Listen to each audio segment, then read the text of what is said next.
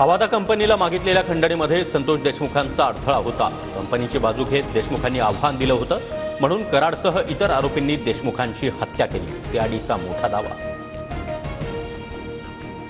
संतोष देशमुख हत्या प्रकरणामध्ये न्यायालयीन समिती गठीत, माजी न्यायमूर्ती ML तहलियानी यांच्या अध्यक्षतेमध्ये तपास होणार। 26/11च्या खटल्याचे न्यायमूर्ती म्हणून तहलिया यांनी काम केलं।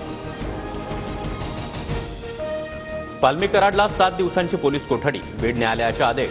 संतोष देशमुखांच्या हत्येमध्ये सहभाग आहे की नाही याच्या चौकशीसाठी कोठडी।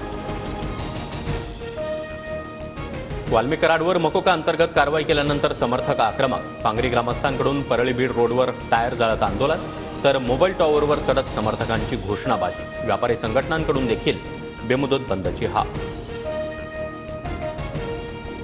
फडणवीसांच्या सरकारला डाग लावण्याचा प्रयत्न सुरू, जातीय दंगली घडवणाऱ्या धनंजय मुंडेंच्या टोळीला अजितदादा आणि फडणवीसांनी थांबवावं। वाल्मी कराडला पोलीस कोठडी मिळाल्यानंतर जरांगेंची प्रतिक्रिया। मराठा काय करता, मीही 96 कुळी मराठा, जातीयवाद केल्याचा आरोप करत कराडच्या पत्नीचा जरांगेंवर हल्लाबोल, तर सोनवणे दमानी यांच्या देखील अनेक गोष्टी समोर आणणार, मंजिली कराड यांचा इशारा।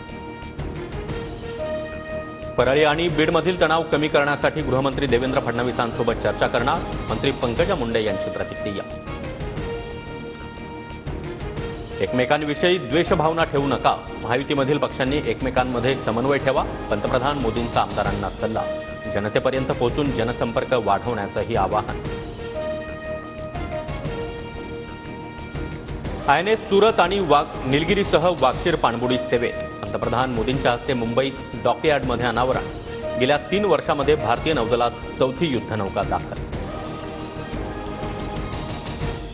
बुलढाण्यातील केस गळतीची भयानक परिस्थिती, महिलेच्या डोक्यावरील केस गळतीचा व्हिडिओ समोर, रुग्णाची संख्या 178 वर पोहोचली, आरोग्य पथक गावात ठाण मांडली।